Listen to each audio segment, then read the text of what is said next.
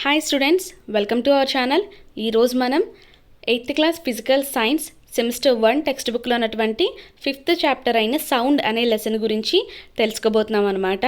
అయితే లెసన్లోకి ఎంటర్ అయ్యే ముందు అందరికీ చిన్న విషయం చెప్పాలనుకుంటున్నాను. ఏంటంటే చాలామంది మన ఛానల్ అయితే చూస్తున్నారు కానీ సబ్స్క్రైబ్ చేసుకోవట్లేదు. Please do subscribe. అండ్ ఇంకా మీకు ఏమైనా యూస్ఫుల్ వీడియోస్ కావాలంటే కింద కమెంట్ సెక్షన్లో కమెంట్ చేయండి. తప్పకుండా నేను వాటిని వీడియోస్ అప్లోడ్ అయితే చేయడం జరుగుతుంది. సో ఇంకా మనం ఆలస్యం చేయకుండా లెసన్లోకి అయితే ఎంటర్ అయిపోదాం.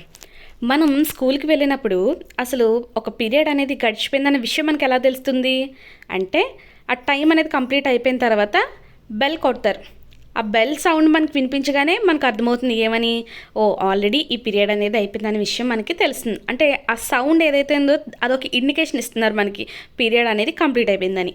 అంతేకాకుండా ఎవరైనా మీ యొక్క తలుపు దగ్గరకు వచ్చి దాన్ని నాక్ చేసినా అంటే తలుపును కొట్టినా లేదా ఆ డోర్ బెల్ని ప్రెస్ చేసినా కూడా మనకి సౌండ్ అనేది క్లియర్గా వినిపిస్తుంది. కాకుండా ఎవరైనా సరే మనకి దగ్గరికి వస్తున్నారు అనిపించినప్పుడు మనకి ఆ ఫుట్ స్టెప్స్ అనేవి వినిపిస్తూ ఉంటాయి. అంటే అడుగుల చప్పుడు అనేది క్లియర్గా అయితే మనం గమనించగలుగుతూ ఉంటాం చాలా వరకు సందర్భాల్లో. అంతేకాకుండా మీరు హైడ్ అండ్ సీక్ అనే గేమ్ కూడా ఆడి ఉంటారు. ఈ గేమ్లో స్పెషాలిటీ ఏంటి, ఎవరైనా ఒక పర్సన్కి బ్లైండ్ ఫోల్డ్ చేస్తారు. అంటే కళ్ళకి గంతలు కట్టేస్తారు. కళ్ళకి గంతలు కట్టేసి వాళ్ళని ఏం చేయమంటారు, రిమైనింగ్ ఎవరైతే ప్లేయర్స్ ఉన్నారో వాళ్ళని పట్టుకోవాలి. అలా ఎవరినైతే ఆయనని పట్టుకుంటారో వాళ్ళు అవుట్ అని మనందరికీ తెలుసు కదా. మరి ఈ గేమ్ ఆడేటప్పుడు ఆ బ్లైండ్ ఫోల్డెడ్ పర్సన్ ఎవరైతే కళ్ళకి గంతలు కట్టుకున్నారో వాళ్ళు తనకి దగ్గరగా ఎవరున్నారో వాళ్ళని ముట్టుకోవడానికి వెళ్ళడానికి ట్రై చేస్తారు. ఏ విధంగా, కళ్ళు అనేవి ఆల్రెడీ ఏవైతే సెన్సెస్ ఉన్నాయో అవి క్లోజ్ అయి ఉన్నాయి. మరి అలాంటప్పుడు ఏ విధంగా రీచ్ అవుతారో అంటే సౌండ్ వినడం ద్వారా. మనకి మీరు ఆ గేమ్లో చూసే ఉంటారు, చాలామంది చప్పట్లు కొడుతూ ఇక్కడున్నాను రా నన్ను వచ్చి పట్టుకో అంటూ ఉంటారు. సో అక్కడ సౌండ్ ఏదైతే ఉందో అది వస్తున్న డైరెక్షన్ ఏంటో చూసుకుని వెళ్ళి పట్టుకోవడానికి ట్రై చేస్తూ ఉంటారు.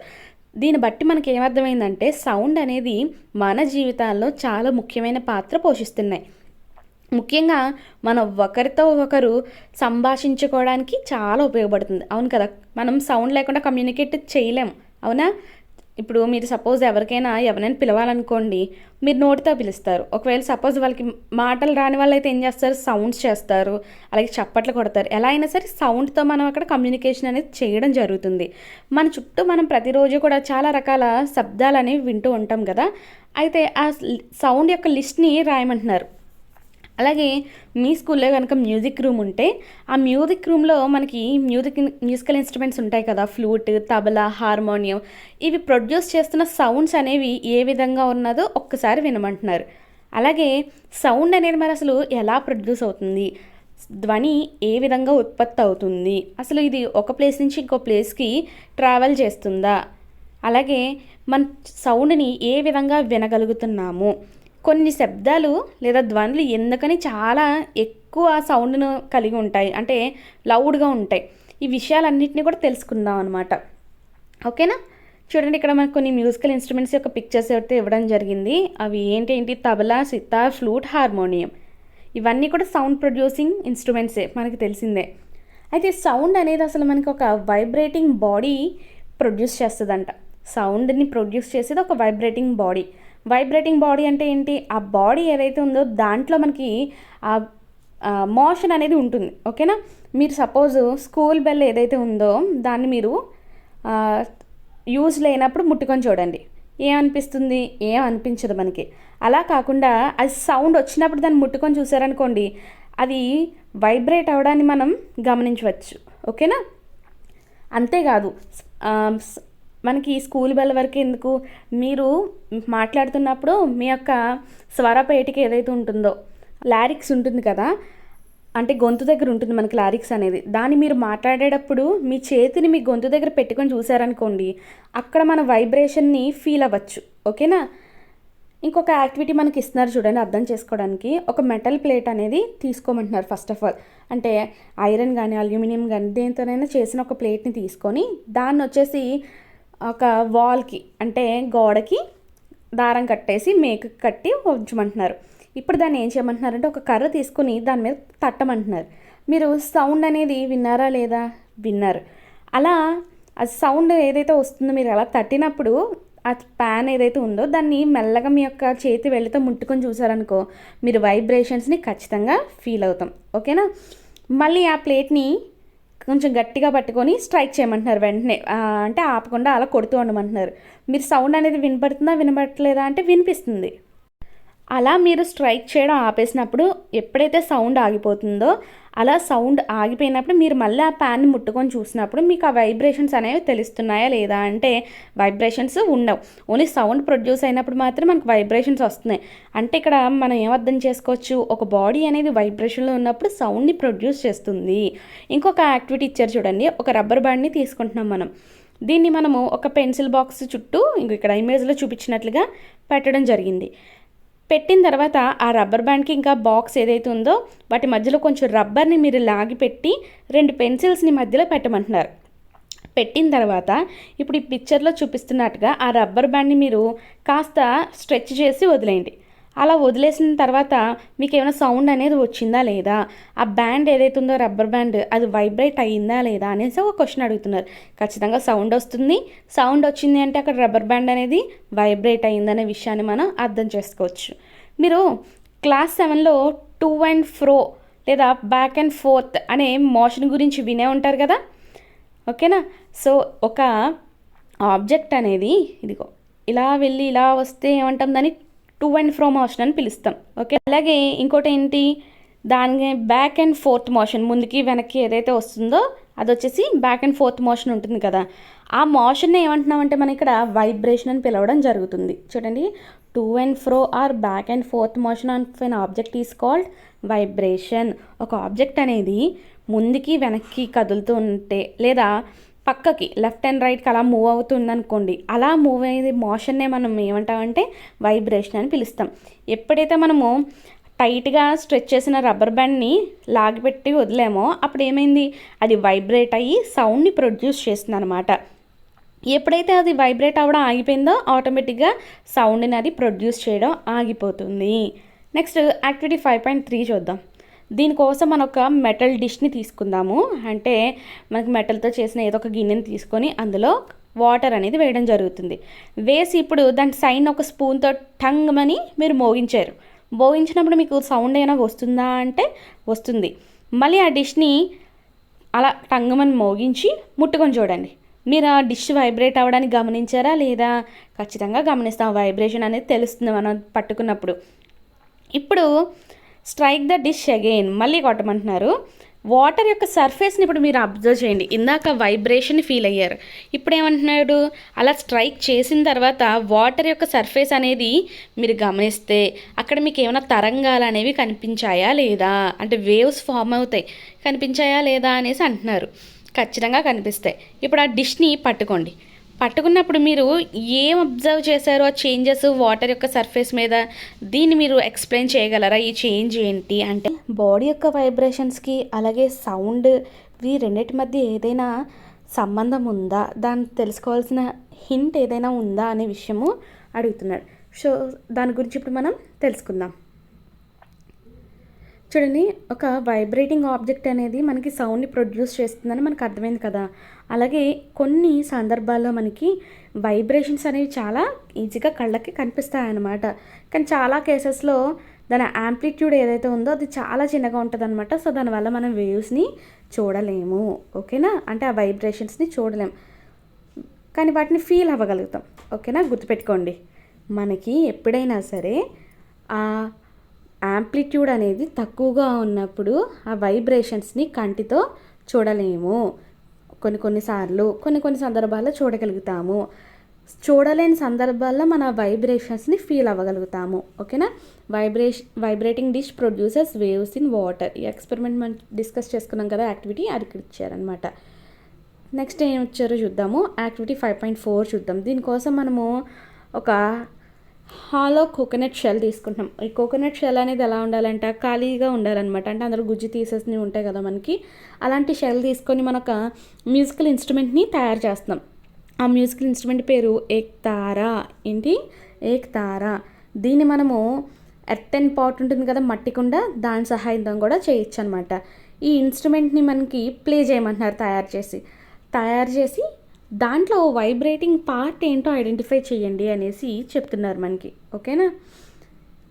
వైబ్రేటింగ్ పార్ట్ ఏమై ఉంటుంది మనకి ఇక్కడ అంటే కనుక మీరు ఇక్కడ గమనిస్తే ఆయన ఆ వైర్స్ ఏవైతే ఉన్నాయో, ఇక్కడ తీగలు ఉన్నాయి చూసారా బ్లాక్ కలర్లో, ఈ తీగలు, వాటిని ఆయన ఏం చేస్తున్నారు, రబ్ చేస్తున్నారు పైన ఇంకొక టూల్ పట్టుకొని. ఆ తీగలు ఏవైతే వైబ్రేట్ అవుతాయి. అంతేకాకుండా మీకు తెలిసిన మ్యూజికల్ ఇన్స్ట్రుమెంట్స్ ఏవైతే ఉంటాయో వాటి యొక్క లిస్ట్ అనేది రాయమంటున్నారు. అండ్ వాటి యొక్క వైబ్రేటింగ్ పార్ట్స్ ఏంటో రాయండి అనేసి అంటున్నారు. కొన్ని ఎగ్జాంపుల్స్ అనేవి మనకి 5.1లో ఇచ్చారు, మిగిలిన మనం కంప్లీట్ చేయడానికి ట్రై చేయండి అంటున్నారు. చూడండి, ఇక్కడ వీణా ఉంది కదా, వీణాలో ఏంటంటే స్ట్రెచ్డ్ రింగ్, వీణని వాయిస్తారు చూసారా, వాయించినప్పుడు ఆ వీణకి ఇలా స్ట్రెచ్డ్ రింగ్స్ అనేవి కనిపిస్తాయి మనకి, ఇలా ఒక 3 ఎన్నో ఉంటాయి సంథింగ్. వీటిని వాయించడం ద్వారా మనకి అక్కడ వైబ్రేట్ అయ్యి సౌండ్ అనేది ప్రొడ్యూస్ అవుతుంది. అండ్ తబలా చూసుకున్నాం అనుకోండి, తబలా వచ్చేసి మనకి పైన మెంబ్రెయిన్ ఉంటుంది. ఓకేనా, ఈ మెంబ్రెయిన్ ఏదైతే ఉందో దీని మీద బీట్ చేయడం వల్ల అది వైబ్రేట్ అయ్యి సౌండ్ని ప్రొడ్యూస్ చేస్తుంది. ఇంకా చూడండి ఏమంటున్నారు, మీరు చాలామంది చూసే ఉంటారు ఏంటి, మంజీరా, ఇంకా ఘటం, ఇంకా నోట్, కర్తల్, ఇవన్నీ ఏంటంటే మనకి సౌండ్ ప్రొడ్యూస్ చేసే మ్యూజికల్ ఇన్స్ట్రుమెంట్స్ అనమాట. ఓకేనా, ఈ మ్యూజికల్ ఇన్స్ట్రుమెంట్స్ అనేవి మన దేశంలో చాలా పార్ట్స్లో వాడుతూ ఉంటారు. ఓకేనా, వీటిని మనం సింపుల్గా సౌండ్ ప్రొడ్యూస్ చేయొచ్చు అనమాట ఉపయోగించి, అంటే వాటిని వాయించడం ద్వారా, కొట్టడం ద్వారా. ఓకేనా, ఇంకా ఇలాంటి మ్యూజికల్ ఇన్స్ట్రుమెంట్స్ని మీరు ఏమైనా పేరు చెప్తారా అని అడుగుతున్నారు. గిటార్ మనం జనరల్గా చూస్తూ ఉంటాము, నెక్స్ట్ పియానో, ఇవన్నీ కూడా musical ఇన్స్ట్రుమెంట్సే.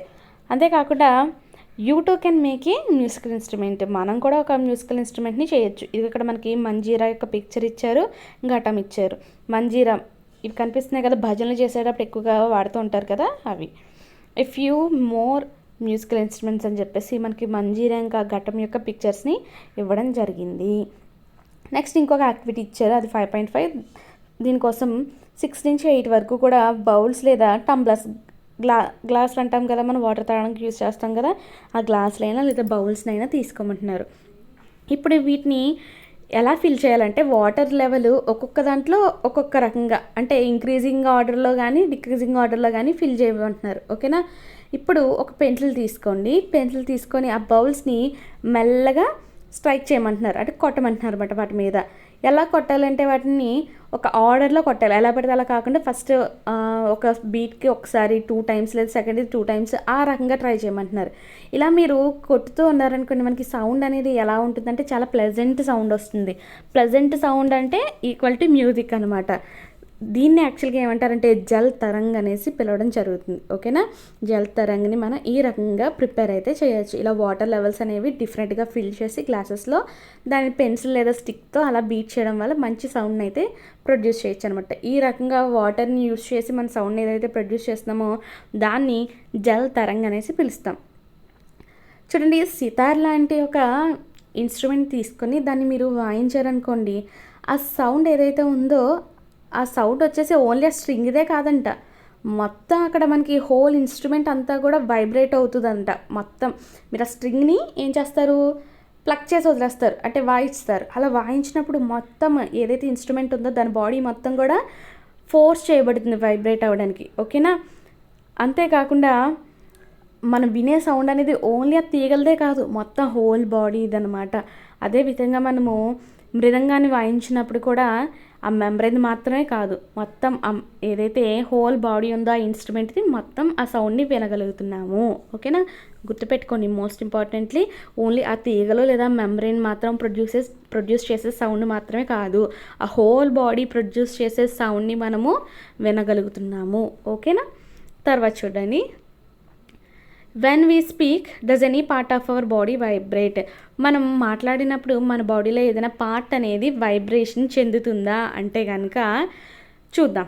Sound produced by humans, మనుషులు ప్రొడ్యూస్ చేసే సౌండ్ అనేది ఎలా వస్తుంది, అసలు ఏ విధంగా ప్రొడ్యూస్ అవుతుంది, ఏ పార్ట్ వైబ్రేట్ అవుతుంది, ఈ విషయాలన్నీ తెలుసుకుందాం. మిమ్మల్ని కొంతసేపు గట్టిగా పాట పాడమంటున్నారు లేదా గట్టిగా అరవమంటున్నారు అనుకుందాం సపోజ్. ఓకేనా, లైక్ గట్టిగా మాట్లాడమంటున్నారు, లేదంటే చూడండి తేనెటగా అని సౌండ్ చేస్తుంది కదా, అలా బజ్జింగ్ సౌండ్ చేయమంటున్నారు. అలా చేసినప్పుడు ఏం చేస్తారంటే మీరు 5.8 ఫిగర్ ఏదైతే ఉందో అక్కడ మనకు థ్రోట్ పిక్చర్ ఇచ్చారు, అక్కడ చూపిస్తున్న ప్లేస్లో మీరు చేత్తో టచ్ చేసి చూడండి, మీరు ఏం గమనించవచ్చు, వైబ్రేషన్స్ని ఫీల్ అవ్వచ్చు. ఓకేనా, ఒకసారి 5.8 అయితే చూద్దాం మనం పిక్చర్. ఇదిగో ఈ ప్లేస్ చూస్తున్నారు కదా, అక్కడ పట్టుకున్నారు కదా, అక్కడ మీరు మాట్లాడుతూ అక్కడ చేయి వేసుకొని చూడండి, మనకి ఏం తెలుస్తుంది, ఆ వైబ్రేషన్స్ని మనం ఫీల్ అవ్వచ్చు. మనుషులలో సౌండ్ అనేది వాయిస్ బాక్స్ నుంచి ప్రొడ్యూస్ అవుతుంది, లేదా దాన్నే లారిక్స్ అనేసి పిలుస్తాము.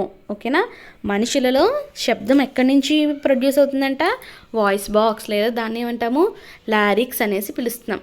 మీరు మీ యొక్క ఫింగర్స్ని తీసుకెళ్ళి గొంతు మీద పెట్టుకున్నారనుకోండి, మీకు కొంచెం ఉబ్బెత్తుగా ఉన్నట్టే ఒక బంప్ కనిపిస్తుంది, అవునా. జెంట్స్లు ఇంకాస్త పెద్దగా కనిపిస్తుంది మెడ దగ్గర, అవునా, ఎత్తుగా ఉన్న ప్రదేశం. అక్కడ అది ఎలా ఉంటుందంటే చూడడానికి that seems to move when you swallow. మింగినప్పుడు మీరు ఆహారము తినేసి మింగుతారు కదా, అలా మింగుతూ ఉన్నప్పుడు అది ఏమవుతుందంటే అది కదులుతుందన్నమాట. ఓకేనా, ఆ ప్లేస్ని మనం దాని యొక్క మూమెంట్ని ఈజీగా ఫైండ్ అవుట్ చేయొచ్చు. మీరు ఆహారాన్ని మింగినా మాట్లాడినప్పుడు అది మీరు అక్కడ చేయి వేసుకొని చూస్తే దాని యొక్క మూమెంట్స్ని గమనించవచ్చు మనం. ఈ పార్ట్ ఏదైతే ఉందో మన బాడీలో మెడ దగ్గర ఉబ్బెత్తుగా ఉన్న ప్రాంతము, దాన్ని మనము వాయిస్ బాక్స్ అనేసి పిలవడం జరుగుతుంది. ఏమంటున్నాము, వాయిస్ బాక్స్. ఇది వచ్చేసి మనకి విండ్ పైప్కి పైన ఉంటుంది. సపోజ్ ఇది విండ్ పైప్ అనుకోండి, ఈ విండ్ పైప్కి పైన మనకి ఈ లారిక్స్ బాక్స్ అనేది ఉంటుందన్నమాట. అంతేకాకుండా ఈ వాయిస్ బాక్స్ ఏదైతే ఉందో లారిక్స్, దీనిపైన 2 వోకల్ కార్డ్స్ అనేవి ఉంటాయి. గుర్తుపెట్టుకోండి, 2 వోకల్ కార్డ్స్ అనేవి ఈ వాయిస్ బాక్స్ మీద స్ట్రెచ్ చేయబడి ఉంటాయి అన్నమాట. అది ఎలా ఉంటుందంటే చూడడానికి మనకి ఆ రెండిటి మధ్య కూడా చిన్న స్లిట్ అయితే ఉంటుంది ఇలా. ఓకేనా, ఖాళీ ఉంటుంది. ఆ ఖాళీలోంచి ఏమవుతుంది, గాలి వెళ్తుంది. అర్థమవుతుందా? ఇదిగో ఇక్కడ పిక్చర్లో చూపిస్తున్నట్లుగా ఇదిగో ఇది వచ్చేసి లారిక్స్ కదా, 2 వచ్చేసి మనకి ఇక్కడ కనిపిస్తున్నాయి. అండ్ దీని మధ్య ఇంకో స్లిట్ కనిపిస్తుంది చూసారా, గాలి వెళ్ళడానికి అనమాట. వీటిని మనం ఏమంటున్నాము, వోకల్ కార్డ్స్ అనేసి పిలుస్తున్నాం. ఏమంటున్నాము, వోకల్ కార్డ్స్. ఈ వోకల్ కార్డ్స్ మధ్య మనకి స్లిట్ అయితే ఉంటుంది. ఆ స్లిట్ దేనికోసం ఉంచారంట, గాలి వెళ్ళడం కోసం ఉంచడం జరిగింది. మనము ఆ లంగ్స్ అనేవి గాలి పీల్చినప్పుడు లంగ్స్ దగ్గరికి వెళ్తాయి కదా, అలా వెళ్ళే క్రమంలో మనకి లంగ్స్ ఏం చేస్తాయి తెలుసా, lungs force air through the slit, the vocal cords vibrate producing sound. Lungs అనేవి గాలిని పంపిస్తాయి అన్నమాట ఈ స్లిట్ లోపలికి. అలా పంపించినప్పుడు మనకి ఈ వోకల్ కార్డ్స్ అనే గాలి ఎప్పుడైతే వెళ్ళి తాకిందో ఏమవుతుందో, ఆటోమేటిక్గా ఆ వోకల్ కార్డ్స్ వైబ్రేట్ అవుతాయి. అలా వైబ్రేట్ అయినప్పుడు మనకి శబ్దం అనేది ఉత్పత్తి అవుతుంది. ఈ వోకల్ కార్డ్స్కి మజిల్స్ అనేవి అటాచ్ చేయబడి ఉంటాయన్నమాట. ఈ మజిల్స్ ఏం చేస్తాయంటే ఆ వోకల్ కార్డ్స్ని టైట్ లేదా లూజ్ చేయడానికి హెల్ప్ చేస్తుంది. ఎప్పుడైతే మనకి వోకల్ కార్డ్స్ టైట్గా ఇంకా థిన్గా ఉంటాయో అప్పుడు ప్రొడ్యూస్ అయ్యే వాయిస్ యొక్క క్వాలిటీ అనేది చాలా డిఫరెంట్గా ఉంటుందంట. ఓకేనా, అది ఎలా ఉంటుందో ఇప్పుడు మనం తెలుసుకుందాం. From when they or lose and thick. చూడండి ఏం చెప్పుకుందాం మనము, వోకల్ కార్డ్స్ అనేవి ఎలా ఉంటాయంట, ఆ మజిల్స్ ఏవైతే ఉన్నాయో మజిల్స్ యొక్క సాయంతో ఏమవుతున్నాయి, థిన్గా టైట్గా ఉంటాయి. ఆ థిన్గా టైట్గా ఉన్నప్పుడు ఆ వోకల్ కార్డ్స్ నుంచి వచ్చే సౌండ్ క్వాలిటీ డిఫరెంట్గా ఉంటుందన్నమాట.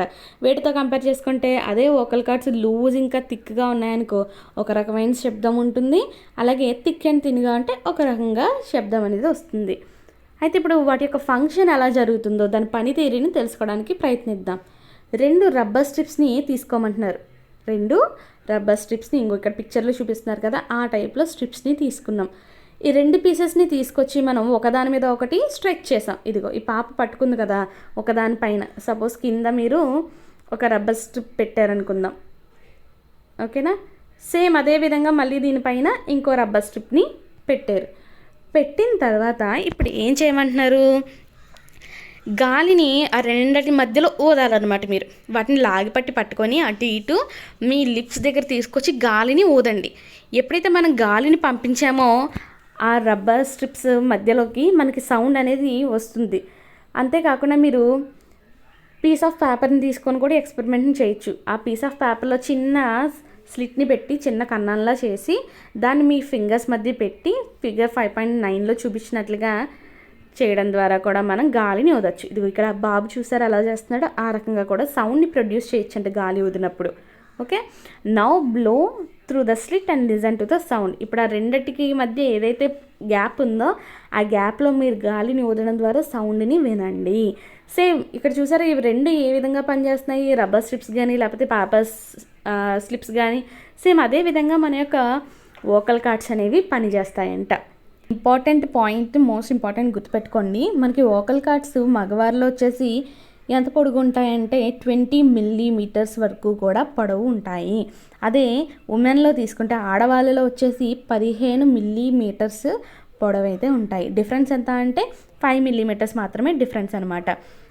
అయితే చిన్నపిల్లలు ఉంటారు కదా, ఆ చిన్నపిల్లలో వోకల్ కార్డ్స్ అనేవి చాలా షార్ట్గా ఉంటాయి అనమాట, అంత పొడవుగా అయితే ఉండవు. సో ఇక్కడ మీకు ఇప్పుడు అర్థమైందా, మెన్కి ఉమెన్కి ఇంకా చిల్డ్రన్ యొక్క వాయిసెస్ డిఫరెన్స్గా ఉంటుందా ఉండదా? ఖచ్చితంగా. మీరు సపోజ్ ఆ మనిషిని చూడకుండా వాయిస్ వినిపిస్తే ఆడ మగ లేదా చిన్నపిల్లలని గుర్తుపట్టేస్తాం. ఆ వాయిస్ వేరియేషన్ రావడానికి కారణం ఏంటి అంటే కనుక ఈ వోకల్ కార్డ్స్ యొక్క సైజెస్లో డిఫరెన్స్ అనేది ఉండడం అనమాట. Next, sound needs a medium for propagation. మనకి సౌండ్ అనేది ట్రావెల్ చేయాలనుకోండి, అంటే అది ఒక ప్లేస్ నుంచి ఇంకో ప్లేస్కి వెళ్ళాలి, ట్రావెల్ చేయాలి అంటే ఖచ్చితంగా ఒక మీడియం అనేది ఉండాలన్నమాట. ఈ గాలి కానీ నీరు కానీ ఉన్నప్పుడు మాత్రమే మనకి ఆ సౌండ్ అనేది ట్రావెల్ చేస్తుంది, లేకపోతే సౌండ్ ట్రావెల్ చేయలేదన్నమాట. చూడండి, మీరు కొంచెం దూరంలో మీ ఫ్రెండ్ నిలబడి మీరు తను పిలిచారనుకోండి, తనకి సౌండ్ అనేది వినిపిస్తుందా వినిపించదా? అది దేని మీద ఆధారపడి ఉంటుంది? ఆ డిస్టెన్స్ మీద కూడా ఆధారపడి ఉంటుంది. కొంచెం దూరం అనుకోండి, వెంటనే మనకి ఈజీగా వాళ్ళు సౌండ్ వినబడగానే మనకి వైపు తిరిగి పలకడం జరుగుతుంది. మరి సౌండ్ అనేది అక్కడ వరకు ఎలా రీచ్ అయింది, మీ ఫ్రెండ్ని పిలిచినప్పుడు ఎలా రీచ్ అయ్యింది అని ఒక క్వశ్చన్ వస్తుంది కదా. మనం సపోజ్ మీరు మీ క్లాస్ రూమ్లో ఉండి బయట గ్రౌండ్లో, అంటే గ్రౌండ్కి మీ క్లాస్ రూమ్కి ఒక 100 మీటర్స్ దూరం అనుకుందాం, అక్కడి నుంచి మీ ఫ్రెండ్ని పిలిచారనుకో, గట్టిగా అరిచి హే పవన్ లేదా ఏ రవి అని గట్టిగా పిలిచారనుకో, లేదంటే ఏ సుజాత అని పిలిచారనుకో, వాళ్ళకి వినిపిస్తుందా వినిపించదా? మ్యాక్సిమం వినిపిస్తుంది 100 మీటర్స్ డిస్టెన్స్లో. మరి అక్కడి వరకు సౌండ్ అనేది ఎలా వెళ్ళిందంటారు, వాళ్ళకి ఎలా వినిపించింది అంటే కనుక తెలుసుకోవడానికి ట్రై చేద్దాము. ఫస్ట్ దీనికి సంబంధించి ఒక యాక్టివిటీ ఉంది 5.7, దీని గురించి చూడండి. ఫస్ట్ ఒక మెటల్ కానీ గ్లాస్ టంబ్లర్ కానీ తీసుకుందాం, ఓకేనా? అంటే స్టీల్ గ్లాస్ కానీ లేదా గాజుతో తయారు చేయబడిన గ్లాస్ కానీ తీసుకోండి. తీసుకున్నప్పుడు అది ఎలా ఉండాలంటే చాలా పొడిగా ఉండాలి, ఏమాత్రం తడి అనేది ఉండకూడదు. ఇప్పుడు దీంట్లో మీరు చిన్న సెల్ ఫోన్ని తీసుకెళ్ళి అందులో పెట్టండి. మ్యాక్సిమం కీప్యాడ్ ఫోన్స్ ఉంటాయి కదా, అవి ట్రై చేయండి యాక్టివిటీకి. అయితే ఒకటి గుర్తుపెట్టుకోండి, వాటర్ అనేది ఉండకూడదు మెయిన్ గ్లాస్లో. మీరు మొబైల్ తీసుకెళ్ళి వాటర్లో పెట్టారనుకోండి ఫోన్ పోతుంది కదా, అందుకని ఫస్ట్ ఆఫ్ ఆల్ దాన్ని డ్రైగా చూసుకోవాలి. అప్పుడు మీరు మొబైల్ని అందులో పెట్టండి. పెట్టిన తర్వాత ఇప్పుడు మీ ఫ్రెండ్ని ఆ సెల్ ఏదైతే ఉందో అందులో ఉన్న నెంబర్కి ఇంకొక ఫోన్ నుంచి కాల్ చేయమండి. కాల్ చేసినప్పుడు ఆ రింగ్ ఏదైతే వస్తుందో దాన్ని కేర్ఫుల్గా గమనించండి. రింగ్ అవుతుంది కదా మన యొక్క మొబైల్ ఫోన్ చేసినప్పుడు, ఆ సౌండ్ ఎలా వచ్చింది అనేది గమనించండి. ఇప్పుడు ఏం చేస్తారంటే మొబైల్ని గ్లాస్లోంచి తీసేసి ఇప్పుడు ఆ గ్లాస్ ఏదైతే ఉందో దాన్ని రిమ్ని మీ యొక్క చేతులతో పట్టుకోండి చుట్టూ కూడా. ఇక్కడ ఈ బాబు పట్టుకున్నాడు, అలా పట్టుకొని ఏం చేస్తారు, అందులో ఉన్న గాలిని మీ యొక్క మౌత్తో తీసేయండి అని. మన గాలిని ఎలా అయితే అబ్జర్వ్ చేస్తామో అలా నోటితో అబ్జర్వ్ అయితే చేసేసి ఇప్పుడు అందులో గాలి లేకుండా చేసి మొబైల్ని మళ్ళీ అందులో పెట్టడం జరిగింది. పెట్టిన తర్వాత ఇప్పుడు మీ ఫ్రెండ్ని మళ్ళీ ఒకసారి ఫోన్ చేయమనండి. ఫోన్ చేసినప్పుడు రింగ్ అనేది ఎలా వస్తుందో అబ్జర్వ్ చేయండి, ఓకేనా? Remove the tumbler from your mouth, does the sound become loud again. Sound ముందు వచ్చినట్టుగా గట్టిగా వచ్చిందా లేదా కొంచెం స్లోగా వచ్చిందా అనే ఒక క్వశ్చన్ అడుగుతున్నారు. మరి దీనికి ఎక్స్ప్లెనేషన్ ఏంటో చూద్దాం. మనకి ఎయిర్ని తగ్గించాం చూసారు, గ్లాస్లోంచి ఎయిర్ని మనం ఏం చేస్తాం, వీలైనంత వరకు కూడా తగ్గించాం మన యొక్క నోటితో లాగడం ద్వారా.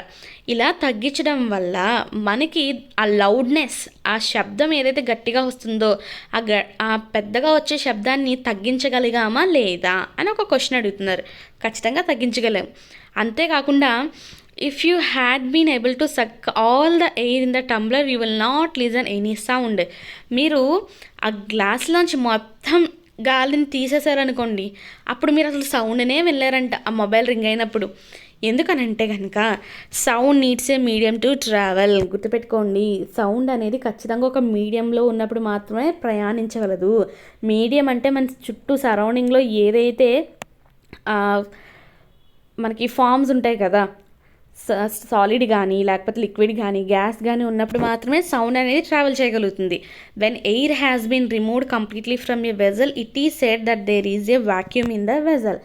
మోస్ట్ ఇంపార్టెంట్ గుర్తుపెట్టుకోండి, ఎప్పుడైతే మనం పూర్తిగా ఆ వెజల్, ఆ గిన్నె కానీ గ్లాస్ కానీ టంబ్లర్ కానీ అందులోంచి మీరు గాలిని లేకుండా చేసేసారో అప్పుడు అక్కడ మనం ఏముందని చెప్తాం, వాక్యూమ్, శూన్యం ఉంది, ఇంకేమీ లేదు అందులో. గాలిని కూడా తొలగించేస్తే శూన్యమనే కదా అంటాము. సో వాక్యూమ్ అనేది ఉన్నట్టుగా చెప్తాం. అండ్ ఇంకోటి ఇంపార్టెంట్ పాయింట్ చూడండి, the sound cannot travel through a vacuum. ఎప్పుడూ కూడా శబ్దము అనేది శూన్యం గుండా ప్రవేశించలేదు. ఓకేనా, sound cannot travel through a vacuum. మనకి ఖచ్చితంగా సౌండ్ అనే దానికి మీడియం అనేది కంపల్సరీ ఉండాలి, అప్పుడే అది ట్రావెల్ చేయగలుగుతుంది. వాక్యూమ్లో సౌండ్ అనేది ఎప్పుడూ కూడా ట్రావెల్ చేయలేదు. అలాగే మరి సౌండ్ అనేది లిక్విడ్స్లో ట్రావెల్ చేస్తుందా, దీని గురించి తెలుసుకుందాం. ఓకే, దీనికోసం ఒక యాక్టివిటీ చూద్దాము. 5.8 అనమాట. దీనికోసం ఏం చేస్తున్నామంటే మనము ఒక బకెట్ కానీ లేదా బాత్ టబ్ కానీ తీసుకుని దాన్ని క్లీన్ వాటర్తో నింపేసిన తర్వాత ఒక చిన్న బెల్ తీసుకోండి, గంటను తీసుకొని వాటర్లో పెట్టి ఆ బెల్ని మోగించడానికి ప్రయత్నించండి. ఓకేనా, అలా మోగించినప్పుడు ఆ బెల్ ఏదైతే ఉంటుందో ఆ బాత్ టబ్ కానీ బకెట్ కానీ తీసుకున్నారు కదా, దాని యొక్క సర్ఫేస్కి టచ్ అవ్వకుండా మీరు చూసుకోండి. ఓకేనా, దాని బాడీకి టచ్ అవ్వకుండా చూసుకొని అప్పుడు మోగించండి. ఇక్కడ పిక్చర్లో బాబు పెట్టాడు చూసారా, బెల్ ఎలా అయితే పెట్టాడో వాటర్లో, ఆ విధంగా పెట్టి మోగించడానికి ప్రయత్నించండి. ఇప్పుడు మీరు మెల్లగా వాటర్ సర్ఫేస్ దగ్గరలో మీ చెవిని పెట్టి వినండి, ఆ సౌండ్ అనేది వినిపించిందా లేదా అంటే ఖచ్చితంగా వినిపిస్తుంది. అంటే దాని అర్థం ఏంటి, సౌండ్ అనేది లిక్విడ్స్లో ట్రావెల్ అయితే చేస్తుంది. ఇక్కడ ఇంకొక ఇంపార్టెంట్ నోట్ చెప్తున్నారు చూడండి, మీరు వాటర్ ఏదైతే ఉందో మీరు అక్కడ మీ చెవిని దగ్గరగా తీసుకెళ్ళినప్పుడు చెవులోకి నీళ్ళు వెళ్ళిపోకుండా చూసుకోండి. ఓకేనా, అదొక కాషన్ ఇవ్వడం జరిగింది. అయితే ఇక్కడ పహేలి అంటుంది చూడండి, oh that is how whales and dolphins might be communicating under water. Sound అనేది మనకి వాటర్లో ట్రావెల్ చేయగలుగుతుంది కాబట్టే డాల్ఫిన్స్, వేల్స్ అనేవి నీటిలో అవి సంభాషించుకోగలుగుతున్నాయి. సౌండ్స్ చేస్తే కదా మనం గమనించే ఉంటాము, వేల్స్, డాల్ఫిన్స్ అనేవి నీటిలో ఉండి సౌండ్స్ చేస్తూనే అవి విజిల్ బ్లో చేస్తూ ఉంటాయి, మీరు గమనించే ఉంటారనమాట. Let us find out if sound can travel through solids also. మనం ఫస్ట్ ఎయిర్ గురించి చెప్పుకున్నాము, వాటర్ గురించి చెప్పుకున్నాం, అంటే ఏంటి గ్యాషెస్ ఫామ్ గురించి చెప్పుకున్నాము, లిక్విడ్స్ ఫామ్లో చెప్పుకున్నాము. ఈ రెండిట్లో కూడా సౌండ్ అనేది ట్రావెల్ చేస్తుంది కదా. మరి ఇప్పుడు సాలిడ్ ఫామ్లో అసలు వెళ్తుందా లేదా చూద్దాం. దీనికోసం మీరు ఏం చేస్తారంటే ఒక మీటర్ స్కేల్ని తీసుకోండి, లేదా ఒక లాంగ్గా ఉన్న మెటల్ రాడ్ని కానీ తీసుకొని దాన్ని వచ్చేసి దాని యొక్క ఎండ్ ఉంటుంది కదా, ఎండ్ని మీ చెవి దగ్గర పెట్టుకొని మీ ఫ్రెండ్ని ఇంకొక ఎండ్ ఉంటుంది చూసారా, దాని టప్ అని కొట్టమనండి. కొట్టారనుకో ఆ ఫీల్ సౌండ్ అనేది మీకు వినిపిస్తుందా లేదా అంటే ఖచ్చితంగా వినిపిస్తుంది, అవునా. అలాగే సేమ్ మీ ఫ్రెండ్ని కూడా ఆ ఎండ్ని తన చెవి దగ్గర పెట్టుకొని ఈ ఎండ్ దగ్గర మీరు దాన్ని ట్యాప్ చేయండి, సౌండ్ వినిపించిందా లేదా అడగండి, ఖచ్చితంగా వినిపిస్తుంది అనమాట. అంతెందుకు మీ క్లాస్ రూమ్లో ఒక టేబుల్ పైన మీకు తలపెట్టి టేబుల్ కింద నుంచి మీరు దాన్ని ట్యాప్ చేసినా కూడా మీకు క్లియర్గా వినిపిస్తుంది. ఈ యాక్టివిటీని అది చెప్తున్నారు చూడండి, ఒక లాంగ్ వుడెన్ లేదా మెటాలిక్ టేబుల్ తీసుకొని ఫ్రెండ్ని పడుకోమని, ఒక సపోజ్ మీరే పడుకోండి ఆ టేబుల్ పైన, అంటే చెవు పెట్టి పడుకోండి. ఇలా మీ ఫ్రెండ్ని దాన్ని మెల్లగా గీకమనండి, స్క్రాచ్ చేస్తున్నాను అనమాట. అలా గీకినప్పుడు మనకి ఆ సౌండ్ అనేది వినిపిస్తుందా లేదా అంటే ఖచ్చితంగా వినిపిస్తుంది. సౌండ్ అనేది సాలిడ్స్లో కూడా ట్రావెల్ చేస్తుంది. We find that sound can travel through wood or metal. So మనం ఏం అర్థం చేసుకున్నాము, సౌండ్ అనేది చెక్క ద్వారా ప్రయాణిస్తుంది, మెటల్ ఏదైతే ఉంటుందో లోహాల్లో కూడా ప్రయాణిస్తుంది అనే విషయాన్ని తెలుసుకున్నాం. ఇంకా చెప్పాలంటే సౌండ్ అనేది ఎలాంటి సాలిడ్స్లో అయినా సరే ట్రావెల్ చేస్తుందంట.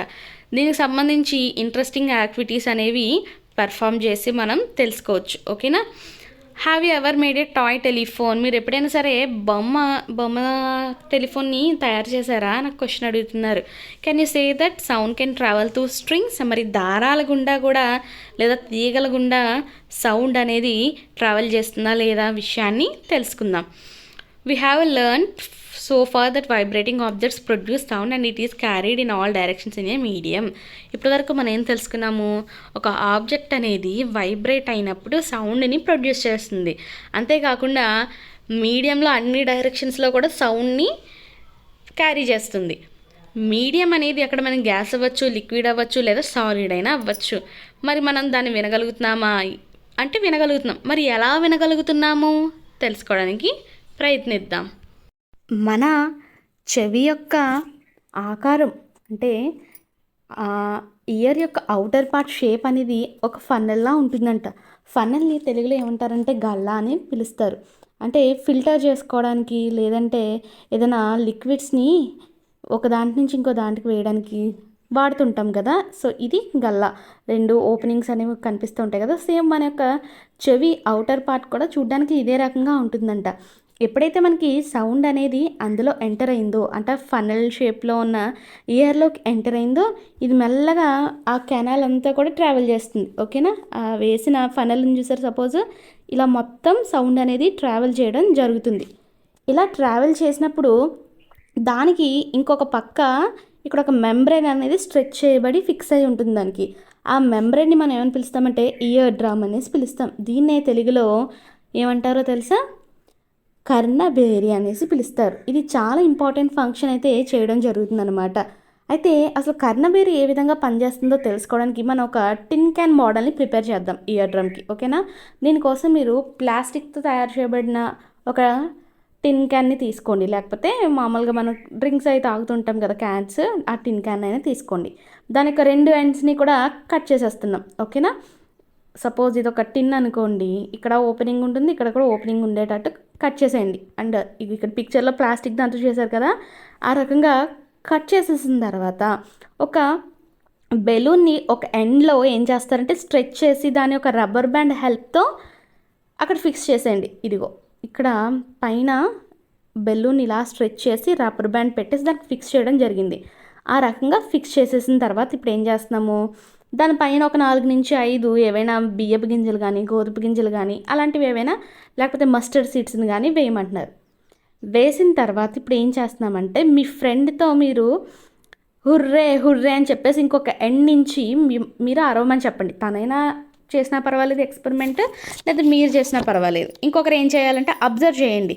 మీరు అలా కింద నుంచి, ఇదిగో ఈ బాబు చేస్తున్నారు చూసారు, ఇలా కింద నుంచి హుర్రే హుర్రే అని అరిచినప్పుడు ఆ గ్రెయిన్స్ ఏవైతే ఉన్నాయో వాటి యొక్క మోషన్ అనేది మీకు గమనించారా లేదా, అంటే అవి కిందకి పైకి జంప్ అవుతున్నాయా లేదా అనే విషయాన్ని గమనించవచ్చు మనము. ఓకేనా, ఒకవేళ అలా జంప్ అయితే ఎందుకని అవుతున్నాయి అనే విషయాన్ని తెలుసుకోవడానికి ట్రై చేద్దాం.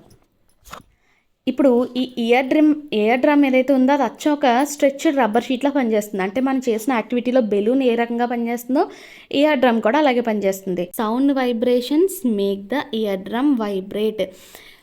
అంటే మనము సౌండ్ వింటున్నాం కదా, ఆ సౌండ్ వైబ్రేషన్స్ అనేవి మన యొక్క ఇయర్ లోపలికి ఎంటర్ అవుతున్నాయి. ఇలా ఎంటర్ అయినప్పుడు ఇక్కడ ఏముంది, మనకి ఇయర్ డ్రమ్ ఉంది కదా, ఇలా సౌండ్ వైబ్రేషన్స్ అనేవి వచ్చి ఇయర్ డ్రమ్ మీద పడినప్పుడు ఆటోమేటిక్గా ఇయర్ డ్రమ్ కూడా వైబ్రేట్ అవుతుంది. ఓకేనా, the ear drum sends vibrations to the inner ear. ఇప్పుడు ఈ ఇయర్ డ్రమ్ అనేది మన చెవి లోపల ఇన్నర్ ఇయర్ ఉంటుంది ఇంకొకటి. ఓకేనా, అంతర్చెవి ఉంటుందన్నమాట, అక్కడికి పంపిస్తుంది. అక్కడి నుంచి ఏమవుతుందో తెలుసా, అంతర్చెవి నుంచి ఆ వైబ్రేషన్స్ ఏవైతే ఉన్నాయో అవి ఆ సిగ్నల్ అనేది బ్రెయిన్కి పంపించడం జరుగుతుందన్నమాట. సో ఆ విధంగా మనము సౌండ్ అనేది వింటున్నాం. ఇది ఇక్కడ పిక్చర్లో ఇచ్చారు చూడండి, దాన్ని గమనిస్తే మనకి అర్థమవుతుంది. ఇక్కడ ఇదిగో ఫస్ట్ సౌండ్ వైబ్రేషన్స్ అనేవి ఇలా చెవులోకి వెళ్తాయి. వెళ్ళినప్పుడు ఇక్కడ ఉంది చూసారా ఇయర్ డ్రమ్ మీద పడినప్పుడు ఆటోమేటిక్గా ఇయర్ డ్రమ్ కూడా ఏమవుతుంది, వైబ్రేట్ అవుతుంది. ఇలా వైబ్రేట్ అయినప్పుడు ఈ వైబ్రేషన్స్ అనేవి మన ఇన్నర్ ఇయర్ లోపలికి వెళ్తున్నాయి. ఇన్నర్ ఇయర్ లోపలికి వెళ్ళినప్పుడు ఇక్కడ సిగ్నల్ అనేది ఇక్కడ నుంచి మెల్లగా మన యొక్క బ్రెయిన్కి పంపించడం జరుగుతుందన్నమాట. సో ఆ రకంగా మనము సౌండ్ని వింటున్నాం. అయితే ఇదంతా కూడా ఫ్రాక్షన్ ఆఫ్ సెకండ్స్లో జరిగిపోవడం వల్ల మనం వెంటనే సౌండ్ని వినగలుగుతున్నాం. ఓకేనా, ఇదిగో ఇయర్ డ్రమ్ అండ్ ఇన్నర్ ఇయర్ని క్లియర్గా అయితే చూపిస్తున్నారు. అయితే మనం ఎప్పుడు కూడా గుర్తుపెట్టుకోవాల్సిన విషయం ఏంటంటే షార్ప్ పాయింటెడ్గా ఉంటాయి చూసారు, అంటే సూదిగా ఉన్న వాటిని వస్తువుని ఎప్పుడు కూడా చెవులో పెట్టుకోకూడదు. అలాగే హార్డ్ థింగ్స్, గట్టిగా ఉన్న వస్తువులు కూడా చెవులో పెట్టి తిప్పడం లాంటివి చేయకూడదు. అలా చేయడం వల్ల ఏమవుతుందో తెలుసా, మన ఇయర్ డ్రమ్ అనేది డ్యామేజ్ అయిపోతుంది. ఒక్కసారి ఇయర్ డ్రమ్ అనేది డ్యామేజ్ అయిందంటే మనకి చెవుడు వచ్చే అవకాశం ఎక్కువగా ఉంటుందన్నమాట. నెక్స్ట్ వచ్చేసి యాంప్లిట్యూడ్, టైం పీరియడ్, ఇంకా ఫ్రీక్వెన్సీ గురించి తెలుసుకుందాం. ఒక వైబ్రేషన్ ఏదైతే, యాక్చువల్గా వైబ్రేషన్ అంటే ఏంటి, డిస్టర్బెన్స్ ఏదైతే క్రియేట్ అవుతుందో ఆ బాడీని మూవ్ చేస్తుందో దాన్నే వైబ్రేషన్స్ అనేసి పిలుస్తున్నాం కదా. మరి ఆ వైబ్రేషన్ కంట యాంప్లిట్యూడ్ అనేది ఉంటుందంట, టైం పీరియడ్ ఉంటుందంట, ఫ్రీక్వెన్సీ ఉంటుందంట. అవి ఏంటో ఒకసారి తెలుసుకోవడానికి ప్రయత్నిద్దాం. అంతేకాకుండా ఇంకేమన్నారు చూడండి, మనము వైబ్రేషన్ అంటే డిస్టర్బెన్స్ క్రియేటెడ్ ఇన్ ఏ మీడియమే కాకుండా ఇంకేం చెప్పుకోవచ్చు, to and ఫ్రో motion of an object noun as vibration. ఒక ఆబ్జెక్ట్ అనేది టు అండ్ ఫ్రో మోషన్లో కదులుతుంది అనుకోండి, ఇలా ఈ విధంగా కదిలినప్పుడు దాన్ని మనం వైబ్రేషన్ అని కూడా పిలుస్తాం. ఈ మోషన్నే మనం ఏమని పిలుస్తాము, ఆసిలేటరీ మోషన్ అని పిలుస్తామని మనందరికీ కూడా తెలుసు.